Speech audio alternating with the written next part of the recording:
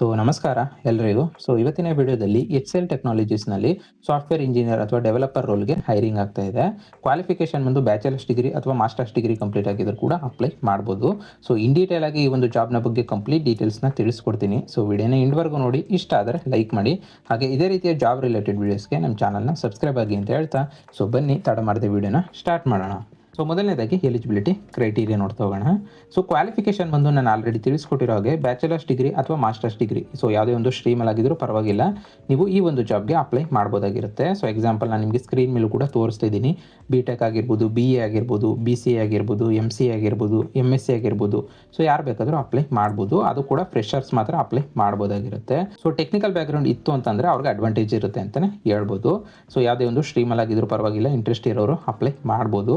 ಇದಿಷ್ಟು eligibility criteria ಆಗಿರುತ್ತೆ. ಇನ್ನು ನೆಕ್ಸ್ಟು ರಿಕ್ವೈರ್ಡ್ ಸ್ಕಿಲ್ಸ್ನ ನೋಡ್ತಾ ಹೋಗೋಣ. ಅಂತಂದರೆ ಈ ಒಂದು ಜಾಬ್ಗೆ ಅಥವಾ ಈ ಒಂದು ರೋಲ್ಗೆ ಏನೇನು ಸ್ಕಿಲ್ ಬೇಕು ಅಂತ ತಿಳಿಸ್ಕೊಡ್ತೀನಿ. ಆದಷ್ಟು ಈ ಒಂದು ಸ್ಕಿಲ್ಗಳನ್ನ ನಿಮ್ಮ ರಿಸ್ಯೂಮ್ನಲ್ಲೂ ಕೂಡ ಹೈಲೈಟ್ ಮಾಡಿ. ಇದರಿಂದ ಶಾರ್ಟ್ ಲಿಸ್ಟ್ ಆಗೋ ಚಾನ್ಸಸ್ಸು ಕೂಡ ಜಾಸ್ತಿ ಇರುತ್ತೆ ಅಂತಲೇ ಹೇಳ್ಬೋದು. ಮೊದಲನೇದಾಗಿ ಪ್ರೋಗ್ರಾಮಿಂಗ್ ನಾಲೆಡ್ಜ್ ಬೇಕಾಗಿರುತ್ತೆ. ಅಂತಂದರೆ ಬೇಸಿಕ್ ಪ್ರೋಗ್ರಾಮಿಂಗ್ ನಾಲೆಡ್ಜ್ ಇತ್ತು ಅಂದರೂ ಕೂಡ ಹೆಲ್ಪ್ ಆಗುತ್ತೆ. ಎಕ್ಸಾಂಪಲ್ಗೆ ನಿಮಗೆ ಜಾವಾ ಆಗಿರ್ಬೋದು, ಪೈಥಾನ್ ಆಗಿರ್ಬೋದು, C++ ಆಗಿರ್ಬೋದು. ಇದೆಲ್ಲ ನಿಮಗೆ ಬೇಸಿಕ್ ಗೊತ್ತಿದ್ರು ಅಪ್ಲೈ ಮಾಡ್ಬೋದು. ಹಾಗೆ ಡೆವಲಪ್ಸ್ ಟೂಲ್ಸ್ ಬಗ್ಗೆ ಕೂಡ ಗೊತ್ತಿರಬೇಕಾಗಿರುತ್ತೆ. ಬೇಸಿಕ್ ಗೊತ್ತಿದ್ರು ಕೂಡ ಅಪ್ಲೈ ಮಾಡ್ಬೋದು. ಹಾಗೆ ಸಿಸ್ಟಮ್ ಅಡ್ಮಿನಿಸ್ಟ್ರೇಷನ್ ಸ್ಕಿಲ್ ಕೂಡ ಬೇಕಾಗಿರುತ್ತೆ. ಈವನ್ ಬೇಸಿಕ್ ನಾಲೆಡ್ಜ್ ಇತ್ತು ಅಂದ್ರೂ ಕೂಡ ಅಪ್ಲೈ ಮಾಡ್ಬೋದು. Like server configuration, system monitoring, software development. ಈ ಥರ ಬೇಸಿಕ್ ಗೊತ್ತಿದ್ರು ಅಪ್ಲೈ ಮಾಡ್ಬೋದು. ಅದರ ಜೊತೆಗೆ ಪ್ರಾಬ್ಲಮ್ ಸಾಲ್ವಿಂಗ್ ಸ್ಕಿಲ್ ಕೂಡ ಬೇಕಾಗಿರುತ್ತೆ. ಇದಿಷ್ಟು ರಿಕ್ವೈರ್ಡ್ ಸ್ಕಿಲ್ಸು. ಆದಷ್ಟು ಈ ಒಂದು ಸ್ಕಿಲ್ಗಳನ್ನ ನಿಮ್ಮ ರೆಸ್ಯೂಮ್ನಲ್ಲೂ ಕೂಡ ಹೈಲೈಟ್ ಮಾಡಿ. ಇನ್ನು ನೆಕ್ಸ್ಟು ಸ್ಯಾಲ್ರಿ ಹಾಗೆ ಬೆನಿಫಿಟ್ಸ್ನ ಡೀಟೇಲ್ಸ್ನ ನೋಡ್ತಾ ಹೋಗೋಣ. ಸ್ಯಾಲ್ರಿಯ ರೇಂಜ್ ಬಂದು ಈವನ್ ನೀವು ಫ್ರೆಷರ್ಸ್ ಇದ್ದೀರಾ ಅಂತ ಅಂದರೂ ಕೂಡ 4 lakh per annum ಇಂದ 7 lakh per annum ವರೆಗೂ ಕೂಡ ಎಕ್ಸ್ಪೆಕ್ಟ್ ಮಾಡ್ಬೋದಾಗಿರುತ್ತೆ. ಇದರ ಜೊತೆಗೆ ಬೆನಿಫಿಟ್ಸು ಕೂಡ ಇನ್ಕ್ಲೂಡ್ ಆಗಿರುತ್ತೆ. ಏನೇನಂತ ನೋಡೋದಾದರೆ health insurance, paid leaves, training programmes, ಹಾಗೆ ಸ್ಕಿಲ್ ಡೆವಲಪ್ಮೆಂಟ್ ಆಪರ್ಚುನಿಟೀಸು ಕೂಡ ಸಿಗ್ತಾ ಹೋಗುತ್ತೆ ಅಂತಲೇ ಹೇಳ್ಬೋದು. ಫ್ರೆಷರ್ಸ್ಗೆ ಟ್ರೈನಿಂಗ್ ಪ್ರೋಗ್ರಾಮು ಕೂಡ ಪ್ರೊವೈಡ್ ಮಾಡ್ತಾರೆ. ಯಾರಾದರೂ ಫ್ರೆಷರ್ಸ್ ನೋಡ್ತಿದ್ರೆ ಯಾವುದೇ ರೀತಿ ವರಿ ಬೇಡ. ಟ್ರೈನಿಂಗ್ ಆದ ನಂತರನೇ ನಿಮಗೆ ಈ ಒಂದು ರೆಸ್ಪಾನ್ಸಿಬಿಲಿಟಿ ಸಿಗ್ತಕ್ಕಂಥದ್ದು. ಇದಿಷ್ಟು ಸ್ಯಾಲ್ರಿ ಹಾಗೆ ಬೆನಿಫಿಟ್ಸ್ನ ಡೀಟೇಲ್ಸ್ ಆಗಿರುತ್ತೆ. ಇನ್ನು ನೆಕ್ಸ್ಟು ಕೆರಿಯರ್ ಗ್ರೋತ್ನ ನೋಡ್ತಾ ಹೋಗೋಣ. ಅಂತಂದರೆ ಸಾಫ್ಟ್ವೇರ್ ಇಂಜಿನಿಯರಿಂದ ಸ್ಟಾರ್ಟ್ ಮಾಡಿದ್ದೀರಾ ಅಂತಂದರೆ senior software engineer, technical lead, project manager, engineering manager ಅಂತ ಕೂಡ ನಿಮಗೆ ಪ್ರಮೋಷನ್ ಸಿಗ್ತಾ ಹೋಗುತ್ತೆ. ಅದು ಕೂಡ ವಿತಿನ್ 1 to 2 yearsಲ್ಲಿನೇ ನಿಮ್ಮ ಪರ್ಫಾರ್ಮೆನ್ಸ್ ಮೇಲೆ ಡಿಪೆಂಡ್ ಆಗಿರುತ್ತೆ ಅಂತಲೇ ಹೇಳ್ಬೋದು. ಇದಿಷ್ಟು ಕೆರಿಯರ್ ಗ್ರೋತ್ನ ಡೀಟೇಲ್ಸು. ಇನ್ನು ನೆಕ್ಸ್ಟು ಈ ಒಂದು ಜಾಬ್ಗೆ ಹೇಗೆ ಅಪ್ಲೈ ಮಾಡೋದು ಅಂತ ನೋಡ್ತಾ ಹೋಗೋಣ. ಈ ಒಂದು ಜಾಬ್ಗೆ ಅಪ್ಲೈ ಮಾಡೋ ಪ್ರೊಸೆಸ್ಸು ತುಂಬಾ ಸಿಂಪಲ್ ಆಗಿದೆ. ನಾನು ನಿಮಗೆ ಡಿಸ್ಕ್ರಿಪ್ಷನಲ್ಲಿ ಡೈರೆಕ್ಟ್ ಈ ಒಂದು ಜಾಬ್ಗೆ ಅಪ್ಲೈ ಮಾಡೋ ಲಿಂಕ್ನ ಕೊಟ್ಟಿರ್ತೀನಿ. ಆ ಒಂದು ಲಿಂಕ್ನ ಕ್ಲಿಕ್ ಮಾಡಿಕೊಂಡ್ರೆ ಡೈರೆಕ್ಟ್ ಅಪ್ಲೈ ಮಾಡೋ ಪೇಜ್ಗೆ ಹೋಗ್ತೀರಾ. ಅಲ್ಲಿ ಒಂದ್ಸತಿ ಡೀಟೇಲ್ಸ್ನೆಲ್ಲ ಕರೆಕ್ಟಾಗಿ ನೋಡಿಕೊಂಡು ಅದಾದ ನಂತರ ಅಲ್ಲೇ ಕೆಳಗಡೆ ನಿಮಗೆ ಅಪ್ಲೈ ಅಂತ ಇರುತ್ತೆ. ಅದನ್ನು ಕ್ಲಿಕ್ ಮಾಡಿಕೊಂಡ್ರೆ ನೀವು ಅಪ್ಲೈ ಮಾಡ್ಬೋದಾಗಿರುತ್ತೆ. ಅಲ್ಲಿ ಏನೇ ಡೀಟೇಲ್ಸ್ ಕೇಳಿರ್ತಾರೆ ಅದನ್ನೆಲ್ಲ ಫಿಲ್ ಮಾಡಿ ನಂತರ ರಿಸ್ಯೂಮ್ನ ಅಪ್ಲೋಡ್ ಮಾಡಬೇಕಾಗಿರುತ್ತೆ. ರಿಸ್ಯೂಮ್ನ ಆದಷ್ಟು ಈ ಒಂದು ಜಾಬ್ನ ಡಿಸ್ಕ್ರಿಪ್ಷನ್ ಏನಿದೆಯೋ ಅದಕ್ಕೆ ತಕ್ಕ ಹಾಗೆ ಅಪ್ಡೇಟ್ ಮಾಡಿಕೊಂಡು ಆ ಒಂದು ರಿಸ್ಯೂಮ್ನ ಅಪ್ಲೋಡ್ ಮಾಡಿ. ಅದಾದ ನಂತರ ನೀವು ಅಪ್ಲಿಕೇಶನ್ನ ಸಬ್ಮಿಟ್ ಮಾಡ್ಬೋದಾಗಿರುತ್ತೆ. ನಂತರ ನೀವೇನಾದರೂ ಶಾರ್ಟ್ ಲಿಸ್ಟ್ ಆದರೆ ಶಾರ್ಟ್ ಲಿಸ್ಟ್ ಕ್ಯಾಂಡಿಡೇಟ್ಸ್ಗೆ ಡೈರೆಕ್ಟ್ ಮೇಲ್ ಥ್ರೂ ರಿಪ್ಲೈ ಬರುತ್ತೆ ಅಂತಲೇ ಹೇಳ್ಬೋದು.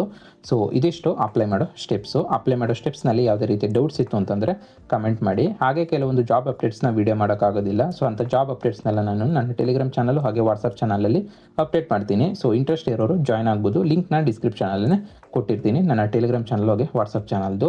ಇನ್ನು ನೆಕ್ಸ್ಟು ಇಂಟರ್ವ್ಯೂನ ಪ್ರೊಸೆಸ್ ನೋಡ್ತಾ ಹೋಗೋಣ. ಅಂತಂದರೆ ಇಂಟರ್ವ್ಯೂ ಯೂಶ್ವಲಿ ಯಾವ್ಯಾವ ರೌಂಡ್ಸಲ್ಲಿ ನಡೆಯುತ್ತೆ ಅಂತ ನೋಡೋದಾದರೆ ಮೊದಲನೇ ರೌಂಡ್ ಬಂದು ಆನ್ಲೈನ್ ಅಪ್ಲಿಕೇಶನ್ ಆಗುತ್ತೆ. ಇದಾದ ನಂತರ ಆನ್ಲೈನ್ ಅಸೆಸ್ಮೆಂಟ್ ಟೆಸ್ಟ್ ಇರುತ್ತೆ.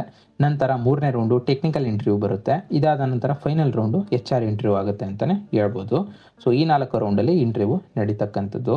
ಹಾಗೆ ಇಂಟರ್ವ್ಯೂಲ್ಲಿ ಕೇಳೋ ಕಾಮನ್ ಕ್ವಶನ್ಸ್ನ ಅಥವಾ ಸ್ಯಾಂಪಲ್ ಕ್ವಶನ್ಸ್ನ ನಾನು ನಿಮಗೆ ಸ್ಕ್ರೀನ್ ಮೇಲೂ ಕೂಡ ತೋರಿಸ್ತಾ ಇದ್ದೀನಿ. ಈ ಥರ ಕ್ವಶನ್ಸ್ಗೆ ನೀವು ಪ್ರಿಪೇರ್ ಆಗಿ ಹೋಗ್ಬೋದಾಗಿರುತ್ತೆ. ಇವನ್ ನಿಮಗೆ ಗೂಗಲಲ್ಲೂ ಕೂಡ ತುಂಬ ವೆಬ್ಸೈಟ್ಸ್ ಇದೆ. ಅಲ್ಲೂ ಕೂಡ ಸಿಗುತ್ತೆ. ಅಲ್ಲಿಂದ ಕೂಡ ಪ್ರಾಕ್ಟೀಸ್ ಮಾಡ್ಕೊಬೋದು. ಇದಿಷ್ಟು ಇಂಟರ್ವ್ಯೂನ ಪ್ರೊಸೆಸ್ಸು. ಇನ್ನು ನೆಕ್ಸ್ಟು ಪ್ರಿಪ್ರೇಷನ್ ಟಿಪ್ಸ್ನ ನೋಡ್ತಾ ಹೋಗೋಣ. ಅಂತಂದರೆ ಈ ಒಂದು ಇಂಟರ್ವ್ಯೂನ ನೀವು ಕ್ರ್ಯಾಕ್ ಮಾಡೋಕ್ಕೆ ಏನೇನು ಸ್ಟೆಪ್ಸ್ನ ಫಾಲೋ ಮಾಡ್ಕೋಬೇಕು ಅಂತ ನೋಡೋದಾದರೆ ಮೊದಲನೇದಾಗಿ ಪ್ರೋಗ್ರಾಮಿಂಗ್ ಬೇಸಿಕ್ಸ್ನ ರಿವೈಸ್ ಮಾಡ್ಕೊಳ್ಳಿ ಆದಷ್ಟು. ಜೊತೆಗೆ ಡಾಟಾ ಸ್ಟ್ರಕ್ಚರ್ನ ಪ್ರಾಕ್ಟೀಸ್ ಮಾಡಿ.